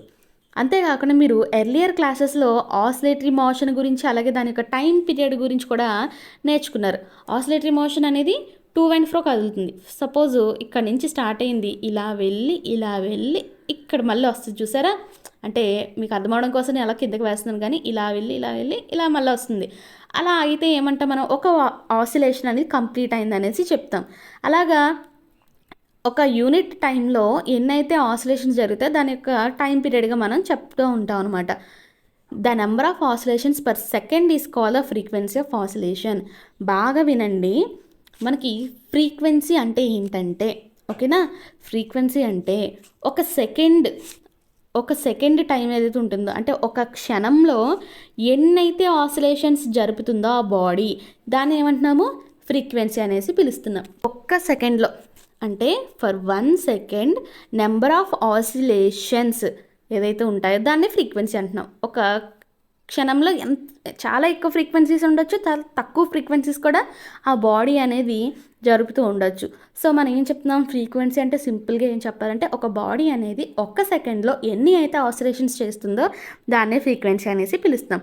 అయితే ఈ ఫ్రీక్వెన్సీని మనం ఏ యూనిట్స్లో ఎక్స్ప్రెస్ చేస్తామంటే హెర్ట్జ్ యూనిట్స్లో ఎక్స్ప్రెస్ చేస్తాం. ఫర్ ఎగ్జాంపుల్ మనం డిస్టెన్స్ని మీటర్స్, కిలోమీటర్స్లో చేస్తాము. అలాగే ఇంకేం చెప్పచ్చు, లీటర్స్లో మనం లిక్విడ్స్ని కొలుస్తాం చూసారా. అదేవిధంగా మనము ఫ్రీక్వెన్సీని వచ్చేసి హెడ్స్లో ఎక్స్ప్రెస్ చేయడం అయితే జరుగుతుంది. ఇంకా దాని యొక్క symbol capital H small Z. ఇలా సింబల్ని మనం ఎలా రాస్తాము, క్యాపిటల్ హెచ్ స్మాల్ జెడ్లో రాయాలి ఇలా, ఓకే. తర్వాత అయితే frequency of 1 hertz is 1 oscillation per second. అంటే ఒక హెడ్స్ అంటే ఏం చెప్తాము ఫ్రీక్వెన్సీకి సంబంధించి అంటే, ఒక సెకండ్కి ఒక ఆసిలేషన్ చేస్తే దాన్ని 1 హెడ్స్గా చెప్తాం, ఓకేనా. ఒక సెకండ్కి ఒక ఆసిలేషన్ చేస్తే కనుక దాన్నే ఒక హెడ్స్ అని పిలుస్తున్నాము. A frequency of 1 hertz is 1 oscillation per second. 2 hertz అంటే 2 ఆసిలేషన్స్ పర్ సెకండ్గా చెప్తాం. ఒక ఆబ్జెక్ట్ అనేది 20 టైమ్స్ ఒకవేళ చేసిందనుకోండి ఒక సెకండ్లో, దాని యొక్క ఫ్రీక్వెన్సీ ఎంత, 20 హెడ్స్ అవుతుంది. అర్థమైందా మీకు. అదే ఒక ఆబ్జెక్ట్ అనేది 30 టైమ్స్ కనుక ఆసిలేట్ అయిందనుకోండి, దాని యొక్క ఫ్రీక్వెన్సీ ఎంత, 30 హెడ్స్ అవుతుంది అనమాట. Next, you can recognise many familiar sounds without seeing the objects producing them. మనము చాలా రకాల వస్తువులను అవి ఏంటో చూడకుండా ఆ సౌండ్ విని అవి ఏ ఆబ్జెక్ట్స్ ప్రొడ్యూస్ చేస్తున్నాయి అనేది ఈజీగా చెప్పేస్తాం అనా. మరి అసలు ఇది ఎలా పాసిబుల్ అవుతుందంటే కనుక, these sounds must be different to enable you to recognise them. వాటిని గుర్తుపట్టడానికి ఒక్కో సౌండ్ ఒక్కో రకంగా మనకి వినిపిస్తూ ఉంటుంది. పిల్లి ఒకలా అరుస్తుంది, కుక్క ఒకలా అరుస్తుంది, అలాగే బెల్ రింగ్ ఒకలా ఉంటుంది, అవునా. టీవీ వాల్యూమ్ సౌండ్, సాంగ్ పెట్టుకున్నాం అనుకున్న అందులో మ్యూజిక్ ఒకలా ఉంటుంది. అంటే సౌండ్స్ అనేవి డిఫరెంట్గా ఉన్నాయి. మరి మీకు ఎప్పుడైనా అనిపించిందా సౌండ్స్ అనేవి ఎందుకని రకరకాలుగా ఉన్నాయి, అన్నీ ఒకే రకంగా ఎందుకు వినిపించట్లేదు అంటే కనుక, మనకి 2 ఇంపార్టెంట్ ప్రాపర్టీస్ ఉంటాయి సౌండ్కి సంబంధించి. అవి ఏంటంటే, ఫస్ట్ వచ్చేసి యాంప్లిట్యూడ్, రెండోది వచ్చేసి ఫ్రీక్వెన్సీ. మనం ఫ్రీక్వెన్సీ గురించి ఇందాకే కదా చెప్పుకున్నాము. అలాగే ఇంకొకటి వచ్చేసి యాంప్లిట్యూడ్ అనమాట. అయితే can we differentiate sounds on the basis of their amplitudes and frequencies. ఒక సౌండ్ యొక్క యాంప్లిట్యూడ్ ఇంకా ఫ్రీక్వెన్సీని బట్టి మనము ఆ సౌండ్స్లో డిఫరెన్సెస్ని తెలుసుకోగలమా లేదా అనే విషయాన్ని ఇప్పుడు మనం చూద్దాం. లౌడ్నెస్ అండ్ పిచ్ అంటే ఎంత గట్టిగా వస్తుంది, ఓకేనా. అంటే అది శబ్దము పెద్దగా ఉందా చిన్నగా ఉందా అనే విషయాన్ని మనం లౌడ్నెస్లోనే కదా చెప్తాము. ఇంకా పిచ్ అంటే ఏంటి? కీచుతనం. ఆ గొంతు సన్నగా ఉందా లేకపోతే గంభీరంగా ఉందా అనే విషయాలు ఇప్పుడు ఐడెంటిఫై చేస్తూ ఉంటాం కదా, వాటి గురించి తెలుసుకుందాం ఒకసారి. ఒక యాక్టివిటీ చూడండి. ఒక మెటాలిక్ టంబ్లర్ తీసుకోండి, అంటే ఒక గాజు తీసుకున్నాం అనుకుందాము. అలాగే ఒక స్పూన్ కూడా తీసుకోండి. ఈ టేబుల్ స్పూన్ ఏదైతే ఉందో దాన్ని మెల్లగా టంబ్లర్ పైన కొట్టమంటున్నారు. ఓకేనా? తర్వాత ఇంకేమన్నారు చూడండి ఒకసారి. Here the sound produced. మీరు అలా కొట్టినప్పుడు స్పూన్తో సౌండ్ ఎలా వచ్చింది? ఇప్పుడు ఏం చేస్తామంటే now bang the spoon on the tumbler and here the sound produced again. మళ్ళీ ఆ టంబ్లర్ పైన కొట్టి మళ్ళీ సౌండ్ ఎలా వచ్చిందో చెప్పండి. అయితే ఇక్కడ మనం గమనించాల్సిన విషయం ఏంటంటే ఫస్ట్ స్పూన్తో మెల్లగా కొట్టాం, తర్వాత అదే స్పూన్తో కాస్త గట్టిగా కొట్టాం. డిఫరెన్సెస్ అనేవి ఏమైనా ఉందా లేదో సౌండ్లో అంటే ఖచ్చితంగా ఉంటుంది. ఇప్పుడు ఏం చేయమంటున్నారు? ఒక థర్మాకోల్ బాల్ని ఏం చేస్తున్నామంటే ఒక దారం కట్టి దాన్ని వేలాడదీస్తున్నాం. వేలాడదీసి టంబ్లర్ యొక్క అంచు ఉంటుంది కదా, దాన్ని టచ్ చేసేటట్టుగా పెట్టాం. ఇప్పుడు ఏం చేస్తున్నామంటే మెల్లగా ఆ టంబ్లర్ని వైబ్రేట్ చేయమంటున్నారు. మళ్ళీ ఒకసారి దాన్ని స్పూన్తో కొట్టినప్పుడు అది వైబ్రేట్ అవుతుంది చూసారా? ఆ వైబ్రేట్ అయినప్పుడు మనము ఇక్కడ ఈ బాల్ని దీనికి తగిలిచ్చేటట్టు పెట్టాం కదా, మీరు కొట్టినప్పుడు ఈ బాల్ అనేది దీనికి ఆల్రెడీ టచ్ అయింది కదా, సో ఆటోమేటిక్గా ఇక్కడ ఈ గ్లాస్ అనేది వైబ్రేట్ అయినప్పుడు ఈ బాల్ యొక్క మూమెంట్ని కూడా మనం అబ్జర్వ్ అయితే చేయొచ్చు. అవునా కదా? క్లియర్గా అబ్జర్వ్ అయితే చేస్తున్నాము. ఆ బాల్ అనేది ఎంత డిస్ప్లేస్ అయిందో చూడండి, అంటే ఎంత దూరం జరిగింది అనే విషయాన్ని మీరు గమనించవచ్చు.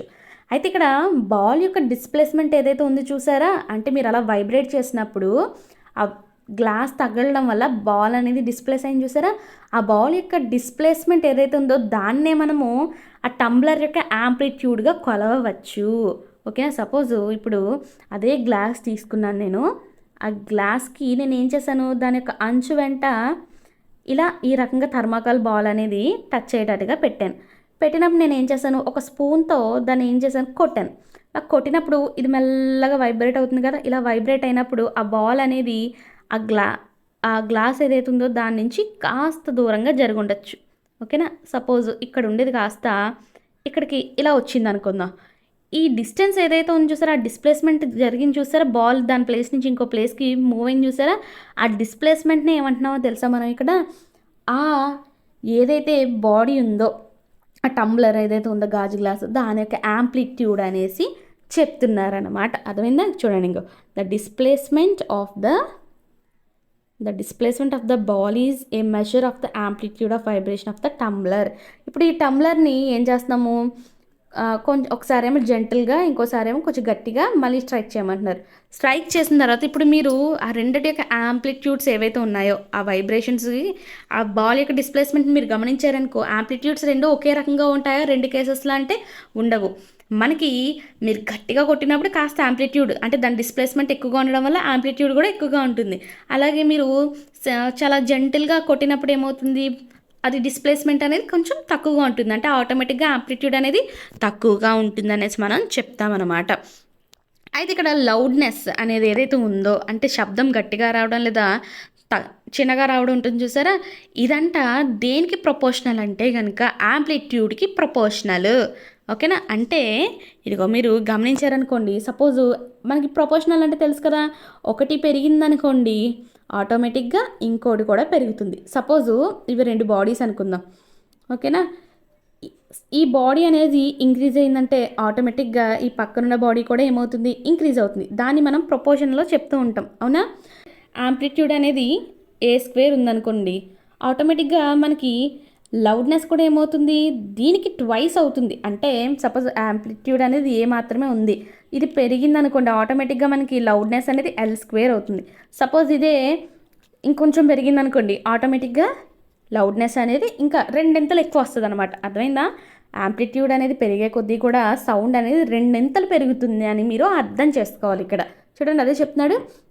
యాంప్లిట్యూడ్ అనేది ట్వైస్ అయింది, రెండింతలు అయింది అనుకోండి, లౌడ్నెస్ ఏంటి, దానికి డబల్ అవుతుంది. ఓకేనా? ఫ్యాక్టర్ ఆఫ్ 4 అవుతుంది అనమాట, 4 అవుతుంది. అప్పుడు ఇది రెండింతలు అయితే 4 అవుతుంది. లౌడ్నెస్ ఏదైతే ఉందో దాన్ని మనము ఏ యూనిట్లో ఎక్స్ప్రెస్ చేస్తామంటే డెసిబెల్స్లో ఎక్స్ప్రెస్ చేస్తాము. గుర్తుపెట్టుకోండి, ఫ్రీక్వెన్సీ వచ్చేసి హెడ్స్, లౌడ్నెస్ వచ్చేసి డెసిబెల్స్. ఈ డెసిబెల్స్ని మనం స్మాల్ d ఇంకా క్యాపిటల్ Bతో అయితే ఇండికేట్ చేయాలి.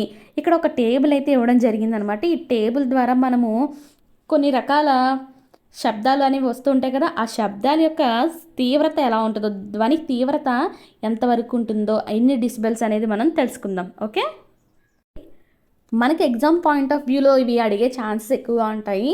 నార్మల్ బ్రీతింగ్, మనం ఊపిరి పీల్చి వదులుతాం చూసారా, దాని యొక్క లౌడ్నెస్ అనేది 10 డెసిబెల్స్ వరకు ఉంటుంది. సాఫ్ట్ విస్పర్ మీరు చెవిలో చెప్తా ఉంటారు కదా, లేదంటే మెల్లగా చెప్తూ ఉంటారు సార్ 5 మీటర్స్ డిస్టెన్స్లో ఉన్నప్పుడు అలా, అది వచ్చేసి 30 డెసిబెల్స్ వరకు వస్తుందంట. నార్మల్ కాన్వర్జేషన్ మాట్లాడుకుంటుంటాం కదా, అది వచ్చేసి 60 డెసిబెల్స్ వరకు వస్తుంది. బిజీ ట్రాఫిక్లో వచ్చేసి 70 డెసిబెల్స్ ఉంటుంది. ఒక యావరేజ్ ఫ్యాక్టరీలో వచ్చేసి 80 డెసిబెల్స్ వరకు సౌండ్ వస్తుంది అనమాట. మనకి 80 డెసిబెల్స్ పైన ఎక్కువ సౌండ్ అనేది వస్తుంది అనుకోండి, అంటే ఏదైనా ఒక సౌండ్కి 80 డెసిబెల్స్ కన్నా ఎక్కువ వచ్చిందనుకో, 90 డెసిబెల్స్ 95 డెసిబెల్స్ వచ్చిందనుకో, అది మనకి చెవికి వినడానికి కష్టంగా ఉంటుందన్నమాట, ఫిజికల్ పెయిన్ఫుల్గా ఉంటుంది. దాన్ని మనం నాయిస్ అనేసి పిలుస్తాం. మనకి తెలుసు కదా, నాయిస్ అనేది చెవికి వినడానికి చిరాగ్గా ఉంటుంది, వినలేం కూడా. అంతేకాకుండా 80 డెసిబెల్స్ కన్నా ఎక్కువగా ఉంటుంది, ఫిజికల్గా పెయిన్ కూడా వస్తుందంట. ఓకేనా, అయితే మనం ఇందాకే చెప్పుకున్నాం ఏమని, ఒక సౌండ్ యొక్క లౌడ్నెస్, ధ్వని తీవ్రత అనేది దేని మీద ఆధారపడి ఉంటుందంటే దాని యొక్క యాంప్లిట్యూడ్ మీదే ఆధారపడి ఉంటుంది. మనకి యాంప్లిట్యూడ్ అనేది పెద్దగా ఉంది అంటే ఆటోమేటిక్గా సౌండ్ ప్రొడ్యూస్ అయ్యేది కూడా ఎలా ఉంటుంది, చాలా చాలా పెద్దగా గట్టిగా వస్తుంది అనమాట సౌండ్. అదే యాంప్లిట్యూడ్ చిన్నగా ఉందనుకోండి, ఆ వచ్చే సౌండ్ అనేది ఎలా ఉంటుంది, చిన్నగానే వస్తుంది. అర్థమైందా? Compare the sound of a baby with that of an adult.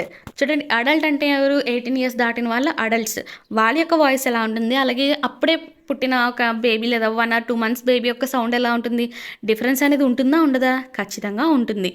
రెండు సౌండ్స్ కూడా మనకి ఈక్వల్గా లౌడ్గా ఉన్నప్పటికీ కూడా ఏదో డిఫరెన్స్ అనే దాన్ని మనం గమనిస్తూ ఉంటాం, అవునా కదా? సపోజు 2 సౌండ్స్ ఇంచుమించు 2 కూడా గట్టిగానే వస్తున్నాయి, కానీ డిఫరెన్సెస్ అయితే మనం గమనిస్తూ ఉంటాం.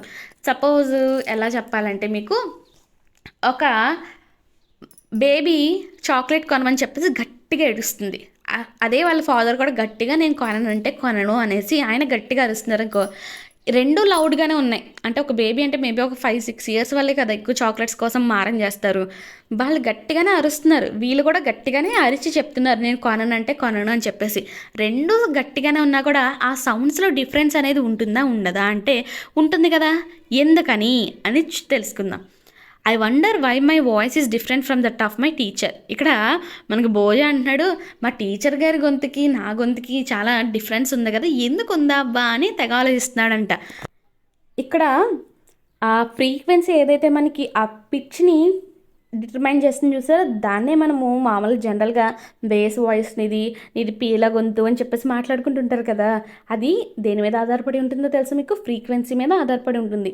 ఒకవేళ ఆ వైబ్రేషన్ యొక్క ఫ్రీక్వెన్సీ కనుక ఎక్కువగా ఉందనుకోండి, అప్పుడు ఆ గొంతు లేదా సౌండ్ అనేది ఎలా ఉంటుందంట, ష్రిల్ అంటే కీచుదనం ఎక్కువగా ఉంటుందన్నమాట.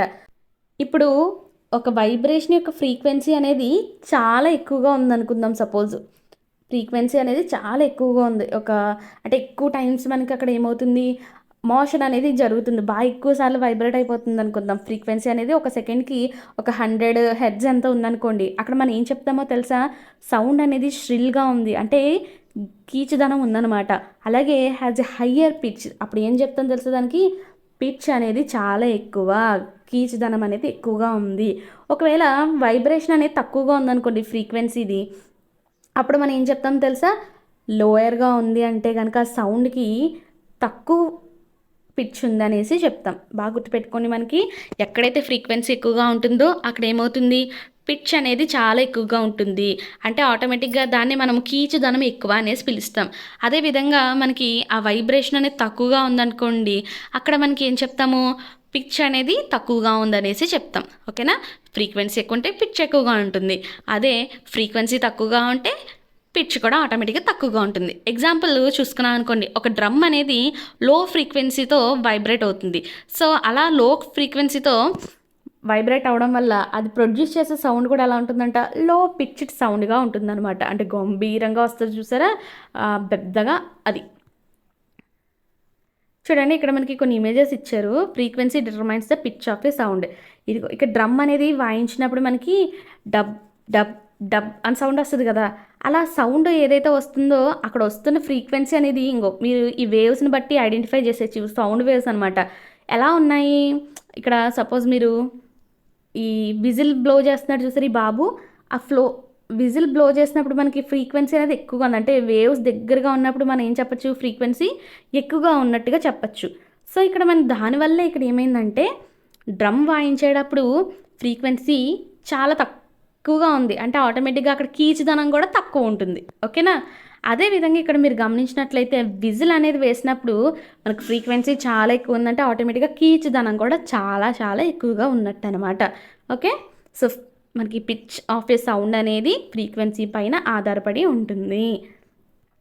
నెక్స్ట్ చూద్దాము. ఇంకో పక్కన చూసుకుంటే విజిల్కి చాలా ఎక్కువ ఫ్రీక్వెన్సీ ఉంటుందన్నమాట. ఆటోమేటిక్గా దాని నుంచి ఏదైతే సౌండ్ ప్రొడ్యూస్ అవుతుందో అది కూడా ఎక్కువ కీచుదనాన్ని కలిగి ఉంటుంది. చూడండి, ఒక పక్షి మీరు చూసారనుకోండి, అది ఎలాంటి సౌండ్ చేస్తుంది, కిచ్ కిచ్ కిచ్కమైన సౌండ్లు వస్తూ ఉంటాయి. చిలకలు కానీ పిచ్చుకలు కానీ విన్నారనుకోండి, సౌండ్ అవి చాలా హై పిచ్డ్ సౌండ్ చేస్తాయి అనమాట. అక్కడ హై పిచ్డ్ సౌండ్ వచ్చిందంటే ఫ్రీక్వెన్సీ ఎలా ఉందని చెప్తాము, చాలా ఎక్కువగా ఉందన్నమాట. దాని కీచుదనం ఎక్కువ అనేసి అంటాం. కిచ్ కిచ్ కిచ్ మనం తెగ సౌండ్ చేస్తూ ఉంటాయి ఎర్లీ మార్నింగ్ అది లేచినప్పుడు మీరు. అలా కాకుండా మీరు ఒక సింహం కనుక గర్జించడం విన్నారనుకోండి, అది చాలా గంభీరంగా వస్తుంది. అలా గంభీరంగా వచ్చిందంటే అక్కడ ఫ్రీక్వెన్సీ తక్కువ ఉంది అనేసి. అలా ఫ్రీక్వెన్సీ తక్కువ వచ్చిందంటే అక్కడ ఆటోమేటిక్గా కీచుదనం చాలా తక్కువగా ఉందన్నమాట. ఓకేనా. అయితే మీరు గమనించినట్లయితే కనుక సింహం యొక్క గర్జన చాలా దూరం వినిపిస్తుంది, అవునా. కానీ బర్డ్ యొక్క సౌండ్, ఆ కీచుదనం ఆ చుట్టుపక్కల సౌండ్కి వినిపిస్తుంది కానీ ఎక్కువ దూరం వినిపించదు. అర్థమైందా మీకు. అంటే ఇక్కడ ఏంటి, లో పిచ్ వాయిస్ ఉందనుకోండి, సింహం ఏదైతే గర్జన చేస్తుందో అది లో పిచ్ వాయిస్ కానీ ఎక్కువ మందికి వినిపిస్తుంది, ఎక్కువ దూరం వినిపిస్తుంది. అదే బర్డ్ యొక్క సౌండ్ ఏదైతే ఉందో అది ఎలా ఉంది, హై పిచ్డ్ వాయిస్ కానీ అది తక్కువ ప్లేస్లోనే మనకి వినిపిస్తుంది కానీ ఎక్కువ దూరం వినిపించదు అనమాట. మీరు ప్రతిరోజు కూడా చిన్నపిల్లల మాటలు వింటారు, పెద్దవాళ్ళ మాటలు వింటారు కదా. మరి వాళ్ళ యొక్క వాయిసెస్లో డిఫరెన్స్ని మీరు ఎప్పుడైనా అబ్జర్వ్ చేస్తారా లేదా అంటే కనుక ఖచ్చితంగా అబ్జర్వ్ చేస్తాం. అయితే ఇప్పుడు మీరు చెప్పండి, చైల్డ్ యొక్క వాయిస్లో ఫ్రీక్వెన్సీ అనేది ఎక్కువ ఉందా లేదా అడల్ట్ యొక్క వాయిస్లో ఫ్రీక్వెన్సీ అనేది ఎక్కువ ఉందా అంటే చైల్డ్ యొక్క వాయిస్లో ఫ్రీక్వెన్సీ ఎక్కువ ఉండడం వల్ల అక్కడ కీచుదనం అనేది, అంటే పిచ్ ఏదైతే ఉందో అది ఎక్కువగా ఉంటుంది కాబట్టి వాళ్ళది కాస్త తక్కువగా వస్తుంది. ఓకేనా, లౌడ్నెస్ అనేది. అదే అడల్ట్ చూసుకుంటే వాళ్ళకి ఫ్రీక్వెన్సీ అనేది తక్కువగా ఉంటుంది కాబట్టి ఆటోమేటిక్గా అక్కడ లో పిచ్ కాబట్టి గట్టిగా వినిపిస్తుంది అనమాట. అయితే ఇప్పుడు మీరు చెప్పండి, ఉమెన్ యొక్క వాయిస్లో ఏదైతే ఉందో అక్కడ హై ఫ్రీక్వెన్సీ ఉంటుంది మెన్తో కంపేర్ చేసుకుంటే. బాగా గుర్తుపెట్టుకోండి, ఆడవాళ్ళ యొక్క వాయిస్లో హై ఫ్రీక్వెన్సీ ఉంటుంది, అంటే ఆటోమేటిక్గా హై పిచ్ అనేది ఉంటుంది జెంట్స్తో పోల్చుకుంటే. అందుకనే చూడండి, మగవాళ్ళ యొక్క గొంతు అనేది గంభీరంగా వస్తుంది, అదే ఆడవాళ్ళ యొక్క గొంతు చూసుకుంటే కొంచెం మనకి స్వీట్గా వస్తుంది అనమాట. ఆడిబుల్ అండ్ ఇన్ఆడిబుల్ సౌండ్స్ గురించి మనం ఇప్పుడు తెలుసుకోవడానికి ప్రయత్నిద్దాం. మనకి ఒక బాడీ అనేది వైబ్రేట్ అయినప్పుడు ఖచ్చితంగా సౌండ్ ప్రొడ్యూస్ అవుతుందన్న విషయాన్ని మనం అర్థం చేసుకున్నాం.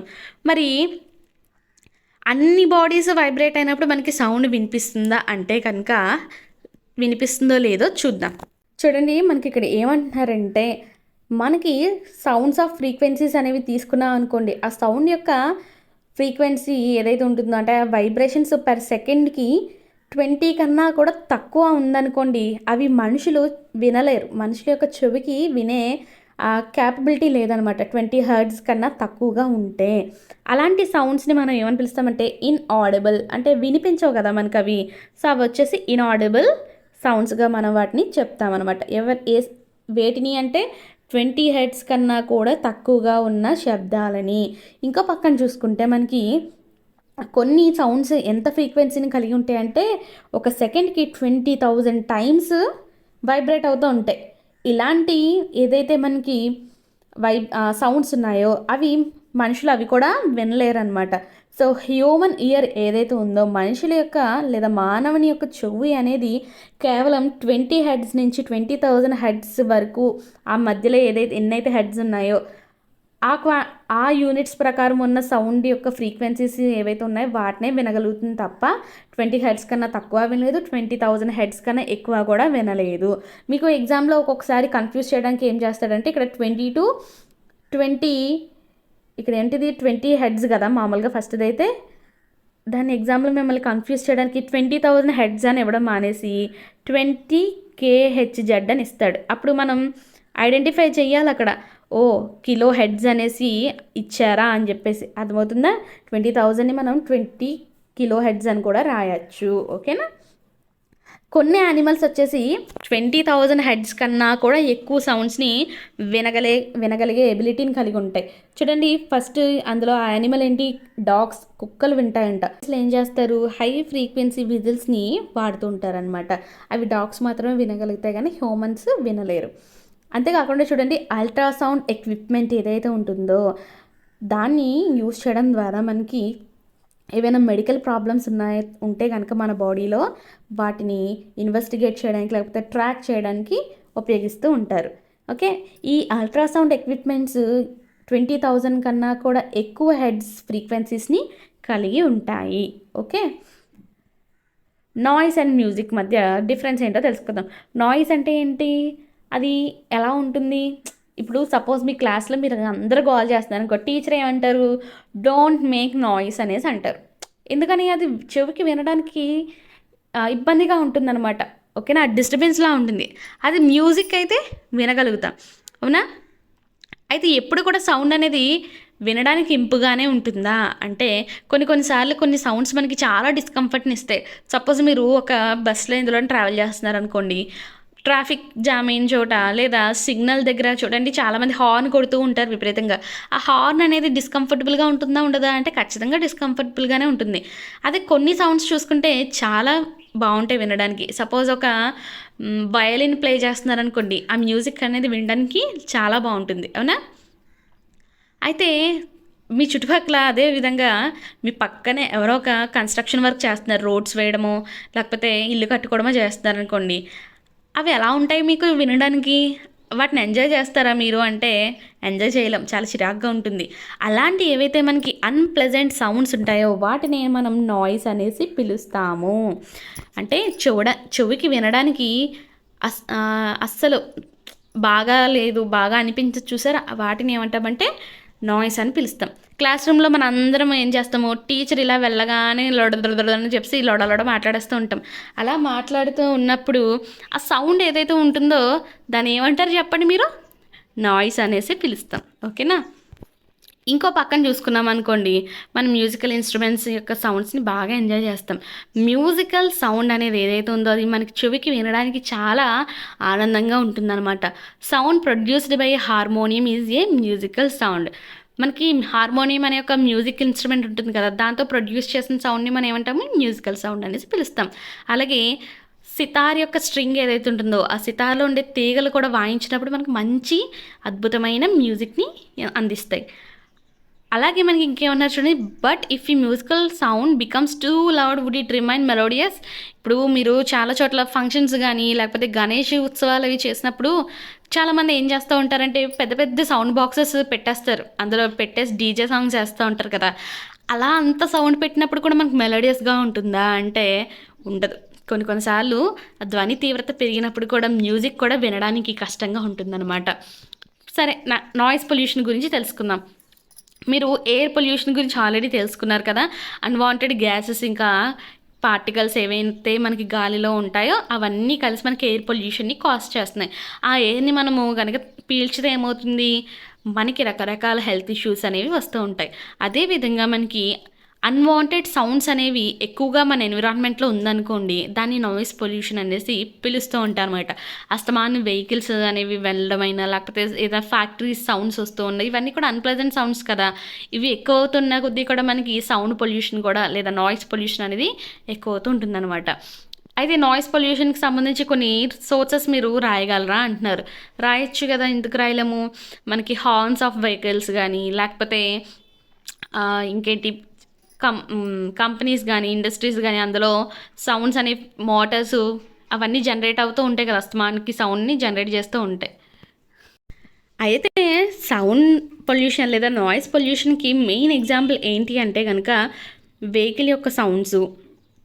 క్రాకర్స్ చూడండి, దివాళీకి మనము చాలా టపాసులు పేలుస్తూ ఉంటాం, వాటి యొక్క సౌండ్. మెషిన్స్, లౌడ్ స్పీకర్స్ ఇవన్నీ కూడా నాయిస్ పొల్యూషన్కి మెయిన్ రీజన్ అనమాట. మరి మన ఇళ్ళల్లో ఏ సౌండ్స్ అనేవి నాయిస్ పొల్యూషన్కి కారణం అంటే suppose me mother mixer on చేశారనుకోండి అది, గ్రైండర్ ఆన్ చేశారనుకో ఆ సౌండ్, వాషింగ్ మిషన్ సౌండ్, ఇవన్నీ కూడా నాయిస్ పొల్యూషన్కి ఎంతో కొంత కారణం. అంతేకాకుండా టెలివిజన్ ఇంకా ట్రాన్సిస్టర్ రేడియో ఎక్కువ సౌండ్ పెట్టినా, లేదంటే కిచెన్ అప్లయన్సెస్ మనం ఇప్పుడు చెప్పుకున్నాం కదా అవి కానీ, డెజర్ట్ కూలర్స్ కానీ, ఎయిర్ కండిషనర్స్ కానీ, ఇవన్నీ కూడా నాయిస్ పొల్యూషన్కి కొన్ని కారణాలన్నమాట. ఓకేనా. మరి నాయిస్ పొల్యూషన్ వల్ల వచ్చే నష్టాలేంటో లేదంటే హాని ఏంటో తెలుసుకుందాం. మనకి సరౌండింగ్స్లో ఎక్సెస్ ఆఫ్ నాయిస్ అనేది ఉండడం వల్ల మనకి చాలా రకాల హెల్త్ రిలేటెడ్ ప్రాబ్లమ్స్ అనేవి వస్తున్నాయంట. ముఖ్యంగా ఏంటో తెలుసా, అందులో మనకి ఎలాంటి హెల్త్ ప్రాబ్లమ్స్ వస్తున్నాయంటే ముఖ్యంగా ల్యాక్ ఆఫ్ స్లీప్, నిద్ర పట్టకపోవడం, హైపర్ టెన్షన్ అంటే హై బ్లడ్ ప్రెషర్ అనేది మన బాడీలో ఉంటుందన్నమాట. అంటే మనందరికీ తెలుసు కదా, ఆర్టరీస్ వీన్స్లో మన యొక్క బ్లడ్ అనేది ఫ్లో అవుతుంటుంది చూసారా, ఆ ఫ్లో అనేది బాగా ప్రెషర్ పడిపోతుంది అనమాట ఆర్టరీస్ మీద. ఓకే, దాన్ని హైపర్ టెన్షన్ అని పిలుస్తాము. యాంగ్జైటీ, ఇంకా చాలా రకాల హెల్త్ డిజార్డర్స్ అనేవి నాయిస్ పొల్యూషన్ వల్ల మనకి కలుగుతూ ఉంటాయి అన్నమాట. ఎప్పుడైతే ఎవరైనా పర్సన్ అనేవారు ఎక్కువ సౌండ్కి అస్తమానం ఎక్స్పోజ్ అవుతూ ఉన్నారనుకోండి, వాళ్ళకి ఖచ్చితంగా టెంపరీగా లేదా పర్మనెంట్ అయినా సరే ఇంపైర్మెంట్ ఆఫ్ హియరింగ్ వస్తుంది. అంటే చెవిటి వాళ్ళు అయిపోతారు, చెవిటితనం వచ్చేస్తుంది వాళ్ళకి. అది టెంపరీ హియర్ లాస్ అవ్వచ్చు, లేదా హీరింగ్ లాస్ అవ్వచ్చు, లేదా పర్మనెంట్ హీరింగ్ లాస్ అయినా కూడా అవ్వచ్చు అనమాట. సో అందుకని చెప్పేసి చాలామంది పిల్లలు కూడా ఇప్పుడు ఈ మధ్యకాలంలో ఏం చేస్తున్నారు, హెడ్సెట్స్, ఇయర్ ఫోన్స్ అవన్నీ పెట్టుకొని తిరుగుతూ ఉంటున్నారు కదా. అవి ఒక లిమిటెడ్ యూసేజ్ మాత్రమే ఉండాలి. కంటిన్యూస్గా యూస్ చేస్తే కనుక మనకి చాలా త్వరగా చిన్న ఏజ్లోనే చెవిటితనం వచ్చేస్తుంది. Measures to limit noise pollution. మరి ఈ నాయిస్ పొల్యూషన్ తగ్గించాలంటే మనం ఏం చేయాలో తెలుసుకుందాం. ఓకేనా. నాయిస్ పొల్యూషన్ ఏదైతే ఉందో దాన్ని తగ్గించాలంటే ఫస్ట్ ఆఫ్ ఆల్ మనము ఆ నాయిస్ వచ్చే సోర్సెస్ ఏవైతే ఉన్నాయో వాటిని కంట్రోల్ చేయాలి. మరి దీన్ని ఎలా సాధ్యం కంట్రోల్ చేయడం అంటే దీనికోసము సైలెన్సింగ్ డివైజెస్ అనేవి ఖచ్చితంగా ఎయిర్ క్రాఫ్ట్ ఇంజన్స్లో, ట్రాన్స్పోర్ట్ వెహికల్స్లో, ఇంకా ఇండస్ట్రియల్ మిషన్స్లో, హోమ్ అప్లయన్సెస్లో యూస్ చేయాలన్నమాట. ఓకేనా. మరి నాయిస్ పొల్యూషన్ అనేది రెసిడెన్షియల్ ఏరియాలో అంటే మనం ఉంటున్న ప్రాంతంలో ఏ విధంగా కంట్రోల్ చేయొచ్చు అంటే కనుక చూడండి, అన్ని నాయిజీ ఆపరేషన్స్ అనేవి ఖచ్చితంగా మనము రెసిడెన్షియల్ ఏరియా నుంచి దూరంగా పెట్టచ్చంట. అది ఎలా అంటే noise producing industry should be set up away from such areas. మన దగ్గరలో అలా అస్తమానం నిరంతరం సౌండ్ వచ్చే ఏరియాస్ని మనం ఉంటున్న ఏరియా నుంచి దూరంగా స్థాపించమని చెప్పడము. అంతేకాకుండా ఆటోమొబైల్స్ యొక్క హార్న్స్ అనేవి అస్తమాను కావాలని కొట్టేయకుండా అవసరమైనప్పుడు మాత్రమే యూస్ చేయడము. టీవీ ఇంకా మ్యూజిక్ సిస్టమ్స్ అనేవి తక్కువ వాల్యూమ్ పెట్టుకొని చూడటము, వినడము. ఇంకా ట్రీస్ అనేవి ఎక్కువగా మనం రోడ్డుకి ఇరువైపులా కూడా నాటించడము. అలాగే మన బిల్డింగ్స్ చుట్టూ కూడా చెట్లని, మొక్కల్ని ఎక్కువగా పెంచడం ద్వారా సౌండ్ ఏదైతే ఉంటుందో దాన్ని మన ఇంటి వరకు చేరుకోకుండా తగ్గించవచ్చంట. ఓకేనా. ఈ విధంగా మనం మెల్లగా నాయిస్ పొల్యూషన్ యొక్క ఎఫెక్ట్స్ని తగ్గించవచ్చు. హియరింగ్ ఇంపైర్మెంట్ గురించి తెలుసుకుందాం. టోటల్ హియరింగ్ ఇంపైర్మెంట్ అంటే పూర్తిగా మనకి చెవిటితనం రావడం ఏదైతుందో ఇది చాలా రేర్గా జరుగుతూ ఉంటుందంట. ఇది ముఖ్యంగా మనకి బర్త్ ఇట్ సెల్ఫ్, పుట్టినప్పుడు చాలామంది పిల్లలు చెవిటితనంతో పుడుతూ ఉంటారు. ఓకేనా. పార్షియల్ డిజేబిలిటీ కూడా మనకి వస్తూ ఉంటుంది ఒక్కొక్కసారి. మనకి ఏదైనా డిసీజ్ వచ్చినా లేకపోతే ఎప్పుడైనా దెబ్బలు తగిలినప్పుడు అంటే ఏదైనా యాక్సిడెంట్ లాంటివి జరిగినప్పుడు కూడా పార్షియల్ డిజేబిలిటీ అంటే కొంచెం ఆ హియరింగ్ కెపాసిటీని మన యొక్క ఇయర్ కోల్పోతుంది. అంతేకాకుండా వయసు పెరిగే కొద్దీ కూడా ఈ హియరింగ్ కెపాసిటీని చెవి కోల్పోతుంటుంది. మీ ఇంట్లో ఎవరైనా 8 years దాటిన వాళ్ళు ఉన్నారనుకోండి, వాళ్ళ దగ్గరికి వెళ్ళి మీరు జస్ట్ నార్మల్గా మాట్లాడితే వాళ్ళకి వినిపిస్తుందా అంటే వినిపించదు, కాస్త గట్టిగా చెప్పాల్సి వస్తుంది వాళ్ళకి. అవునా. వాళ్ళకి అర్థం కాకపోతే వాళ్ళు మళ్ళీ ఏదో అర్థం చేసుకొని మీతో ఇంకేదో చెప్పే సందర్భాలు కూడా ఉంటాయి. అవునా. సో ఇలా మనకి డిసీజ్ వల్ల, ఇంజురీ వల్ల, ఏజ్ వల్ల పార్షియల్ డిజేబిలిటీ అనేది వస్తూ ఉంటుంది అనమాట. హియరింగ్ ఇంపైర్మెంట్ పుట్టికతో పాపం వచ్చేసి వాళ్ళకి పర్మనెంట్గా కూడా రావచ్చు. ఓకేనా. ఈ హియరింగ్ ఇంపైర్మెంట్ అనేది బర్త్ ద్వారా రావచ్చు. పార్షియల్ డిజేబిలిటీ అనేది మనకి డిసీజెస్ వల్ల, ఇంజురీ వల్ల, లేదా ఏజ్ వల్ల కూడా రావచ్చు. అయితే పిల్లలు ఎవరైతే పాపము ఇంపైర్డ్ హియరింగ్ ఉంటుందో, పాపం చెవిటితనంతో ఉంటారో వాళ్ళకి స్పెషల్ కేర్, వాళ్ళని కొంచెం జాగ్రత్తలు ఎక్కువగా తీసుకోవాలన్నమాట వాళ్ళ విషయాల్లో. వాళ్ళకి మరి మనం మాట్లాడితే వాళ్ళకి కాస్త వినిపించడం ఇబ్బంది అవుతుంది కదా, వాళ్ళకి అర్థం కాదు కదా, అందుకని వాళ్ళకి సైన్ లాంగ్వేజ్ నేర్పించాలి. ఓకేనా. సైన్ లాంగ్వేజ్ అంటే ఏంటి, మనకు కొన్ని రకాల వాళ్ళు సింబల్స్ చూపిస్తూ ఉంటారు, ఆ సింబల్స్ హ్యాండ్స్ యొక్క గెస్చర్స్తో అర్థం చేసేసుకుంటారు వాళ్ళు. అలాంటి చిల్డ్రన్ ఈ సైన్ లాంగ్వేజ్ యూస్ చేసి బాగా ఒకరితో ఒకరు సంభాషించవచ్చు అనమాట. అయితే స్పీచ్ అనేది ఏదైతే ఉందో, మాట్లాడడం అంటే మీరు ఎప్పుడైనా గమనించారనుకోండి, చిన్నపిల్లలు ఫస్ట్ సౌండ్ని వింటారు, విన్న తర్వాత అవి వినగా వినగా వాళ్ళు మాట్లాడగలుగుతారు. అదేవిధంగా మనం ఏం చెప్తున్నారు, ఎవరికైనా సరే ఖచ్చితంగా వాళ్ళు వినగలిగితేనే వాళ్ళు మాట్లాడగలుగుతారు. ఒకవేళ ఒక పర్సన్ పాప హియరింగ్ లాస్ వచ్చిందనుకోండి, చిన్న పిల్లాడి తీసుకుందాం, వాడికి చిన్నప్పుడే చెవిటితనం ఉంది బై బర్త్తోనే అనుకుందాం ఎగ్జాంపుల్, వాళ్ళకి మాట్లాడడంలో కూడా ఇబ్బంది అనేది వస్తుందన్నమాట. అయితే ఈ చెవిటితనం అనేది తగ్గించడం కోసం టెక్నాలజికల్ డివైజెస్ అనేవి కనిపెట్టడం జరిగిందనమాట. ఇవి వాళ్ళ యొక్క సర్జరీ చేసి చెవిలో అమర్చడం ద్వారా వాళ్ళు వినగలడం అనేది చాలా వరకు జరుగుతుందన్నమాట. ఓకేనా. సో అదేవిధంగా సైన్ లాంగ్వేజ్ కూడా వాళ్ళకి యూజ్ అవుతుంది. సొసైటీ అనేది ఏదైతే ఉందో, అంటే సొసైటీ అంటే ఎవరు, మనమందరమే కదా. మన చుట్టుపక్కల ఎవరైనా అలా హియరింగ్ ఇంపైర్ ప్రాబ్లం ఉన్న పిల్లలు ఉంటే కనుక వాళ్ళ యొక్క లైవ్స్ అనేవి నార్మల్ లైవ్స్లా ఉండడం కోసం మనం కూడా వాళ్ళకి ఎంతో కొంత హెల్ప్ అయితే చేయొచ్చు అనమాట. ఓకేనా. సో ఇది హియరింగ్ ఇంపైర్మెంట్ గురించి. సో లెసన్ అయితే కంప్లీట్ అయిపోయింది, మీ అందరికీ అర్థమైందని చెప్పి అనుకుంటున్నాను. వీడియో నచ్చితే తెలుసు కదా ఏం చేయాలో, సబ్స్క్రైబ్ చేయండి, లైక్ చేయండి, షేర్ చేయడం మాత్రం అసలు మర్చిపోవద్దు. మీకు ఏమైనా డౌట్స్ ఉంటే కింద కామెంట్ సెక్షన్లో కామెంట్ చేయండి, తప్పకుండా రిప్లై అయితే ఇవ్వడం జరుగుతుంది.